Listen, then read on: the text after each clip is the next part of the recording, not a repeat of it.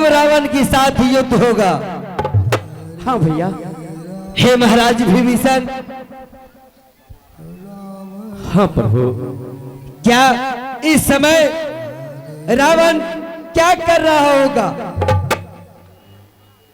हे प्रभु, जब मैं लंका में थे तब सीता को उसे प्रेम से बोल रहे थे कि उसे राम के हवाले कर दो, परंतु वो एक नहीं माने और मुझे धक्का देकर लंका से बाहर कर दिए। हाँ, जानता हूं महाराज विभीषण, आप जब हमारे साथ आए, हमारे दल में आए, तो आप निर्भय होकर के आए। हाँ प्रभु। और मैं ऐसे प्राणी का सम्मान करता हूं। हे महाराज विभीषण, आपको मैं लंका का राजा घोषित किया हूं, राजाभिषेक किया हूं और आप लंका की राजा बनेंगे। धन्य है प्रभु, धन्य है। परंतु कोई रहेगा ही नहीं लंका में, तो मैं राजा बन के क्या करूंगा? ठीक कहा। हे महाराज विभीषण, जब लंका में कोई रहेगा ही नहीं, तो आप लंका की राजा बनकर के करेंगे क्या? हाँ प्रभु। उत्तम। हे महाराज विभीषण, लंका की सभी वासी हमारी शत्रु नहीं है, इसलिए आप लंका की राजा बनेंगे और आपके साथ प्रजा भी होंगे। धन्य है प्रभु। जो हमारा शत्रु है उसी के साथ हम अपना शक्ति प्रयोग करेंगे, अन्यथा किसी के आघात नहीं पहुंचाएंगे।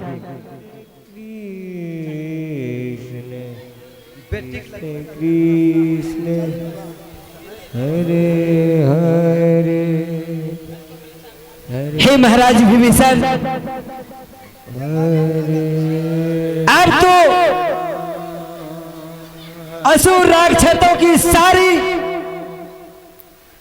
माया विद्या जानते हैं। ऐसा कोई भी रावण की गुप्तचर हमारे दल में जब भी आया है, आपके नजरों से वो बच नहीं पाया है। इसलिए हाल आपको उतना अनुभव है कि इस समय रावण क्या सोचता होगा, क्या उसने आप भी पराजय स्वीकार कर लेगा या युद्ध करेगा? हे प्रभु, वो अवश्य कोई षड्यंत्र रचता होगा। वो तो मायावी है, न जाने किस रूप में कहां पहुंच जाएंगे, इसका कोई पता नहीं। हे विभीषण जी, आप इस प्रकार रावण की बड़ी बड़ी बखान कर रहे हैं। वो मायावी है तो क्या हुआ, एक बार मेरे सामने तो आकर देखे, इस लक्ष्मण के सामने कर को देखे, कैसा वो वीर है। ऐसा पापी वीर कभी नहीं हो सकता है। एक नारी पे बलपूर्वक चोरी की भांति हरण करने वाले कभी वीर नहीं हो सकता है। जिस प्रकार विभीषण जी आप रावण की बात करते हैं, वीर है तो कहाँ है रावण? मेरे सामने तो आकर देखो, मैं एक ही मौन में उसे पता लोग हो सकता हूँ। नहीं भैया लक्ष्मण, मेरा कहने का ये बात नहीं है। क्या कहना है भैया लक्ष्मण, रावण भी किसी से कम नहीं, परंतु उसे शांत से काम लेना चाहिए। ठीक कहता है लक्ष्मण। महाराज विभीषण ठीक ही तो कहते हैं कि रावण को इतने हल्के में नहीं लेना चाहिए। हाँ भैया लक्ष्मण, तुम्हें तो पता होना चाहिए कि रावण 4 वेदों का ज्ञान प्राप्ति है, उसके पास ज्ञानों की कमी नहीं, इसलिए और वैसे भी शत्रु को कभी कमजोर नहीं समझना चाहिए। हाँ भैया। और युद्ध क्रोध और जल्दबाजी से नहीं जीता जाता है लक्ष्मण। हाँ भैया। युद्ध की भी नीति होते हैं, और जब युद्ध की नीति नहीं अपनाओगे तो योद्धा कैसे कहलाओगे? जो आज्ञा भैया। मैं तो ये भी जानता हूँ कि ऐसा रावण के पास कोई योद्धा नहीं जो मेरे भाई लक्ष्मण का सामना कर सके, परंतु लक्ष्मण हम धर्म करके लड़ाई नहीं करेंगे। हाँ भैया।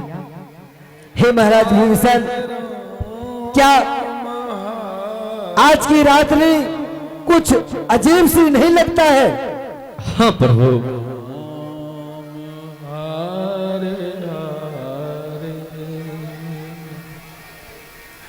हे प्रभु, आप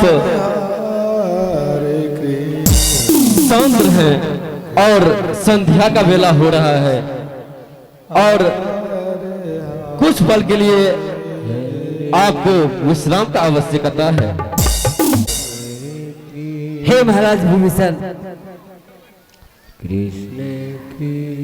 शत्रु को मैं कभी कमजोर नहीं समझता हूँ, इसलिए मैं हाँ प्रभु सर्वदा सतर्क और सचेत रहता हूँ।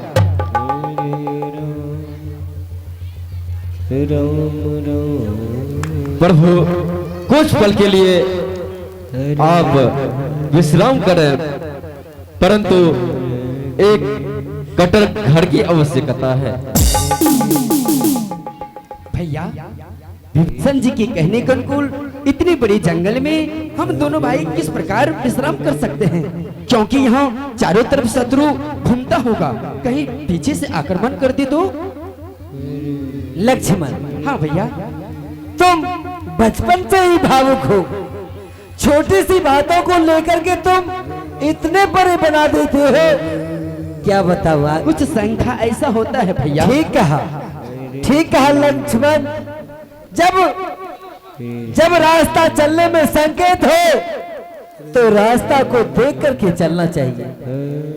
हे प्रभु, मेरे रहते हुए आपका कोई बाल भी धक्का नहीं कर सकता, क्योंकि पवन पुत्र हनुमान जब तक है तब तक प्रभु श्री राम और लक्ष्मण भैया को कुछ भी नहीं कर सकता।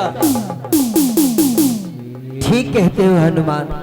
हाँ प्रभु, आज तुम्हारी ही कृपा से सीता को पता लगा पाए और लंका तक आए हैं, नहीं तो इस राम में इतनी शक्ति कहा जो कि जोजनों की जोजन समुद्र में पुल बना करके आज लंका को सर्वनाश की ओर लेके जा रहे हैं।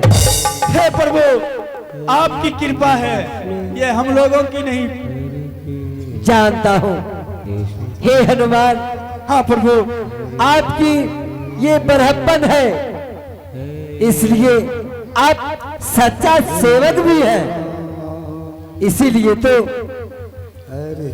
आप इतना हमारा उपकार कर रहे हैं। हे प्रभु, ये मेरा कर्तव्य है। हे प्रभु, मैं अपने पूछ से एक कटक घर तैयार करता हूँ, उसमें आप थोड़े देर के लिए विश्राम कर लीजिए प्रभु। अच्छी बात है। अगर कोई बात की संदेह हो तो सतर्क होकर रहना चाहिए। हे महाराज विभीषण, हनुमान ठीक कहते हैं, अपने पूछों से कटक घर ये बना सकते हैं, इसलिए उस कटक घर का प्रबंध करें।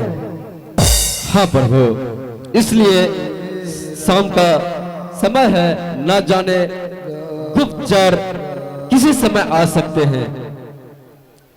ठीक है।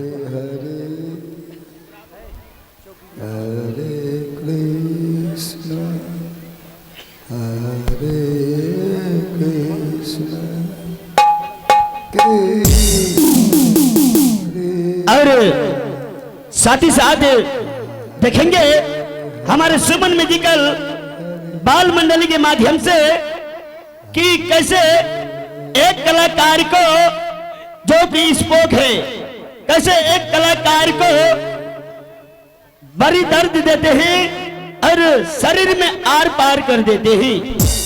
आइए चलते हैं।